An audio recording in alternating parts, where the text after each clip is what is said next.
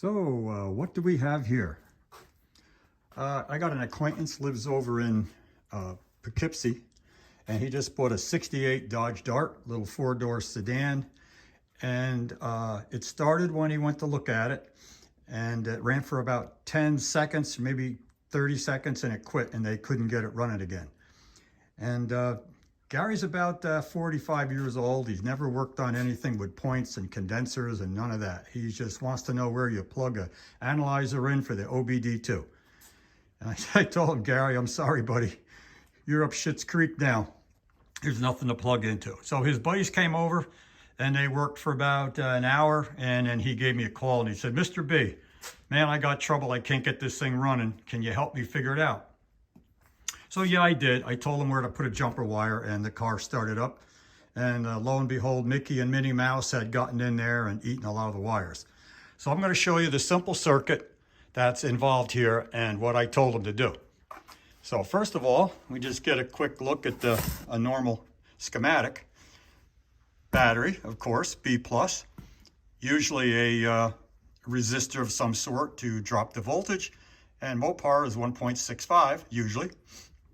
Here's the coil, typical coil, and the second primary and secondary. Secondary goes to the plugs. Inside the distributor, we have a set of points, and we have a capacitor and a ground. So you've got all these grounds that you have to worry about, plus the one from the battery. Don't forget him. So let's try it out. So I set it up here to show you guys.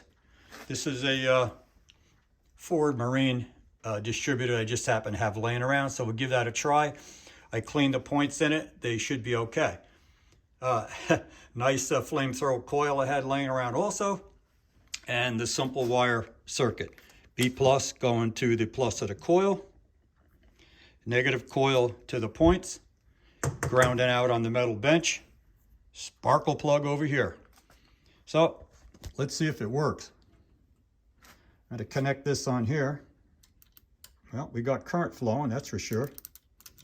Might even blow the fuse.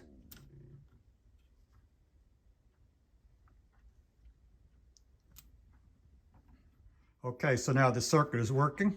Everything's connected to the battery. And let's see if we get any kind of spark over here. Sure do. So you see, it's really as simple as that. And a lot of times we just make it a little too complicated. So hope this helps somebody else out. Gary's up and running. And maybe you'll be up and running too if you run into these problems. But his main problem was mice damage, just like mine.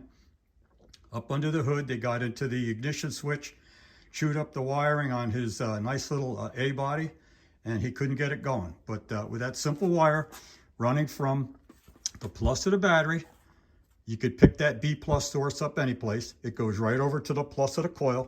That jumpers everything else out, and you can see if you have a spark and get it running. If you don't have a spark, it's usually a condenser in here, the points are dirty, or bad spark plug wires. Okay, thanks for watching. Bye for now.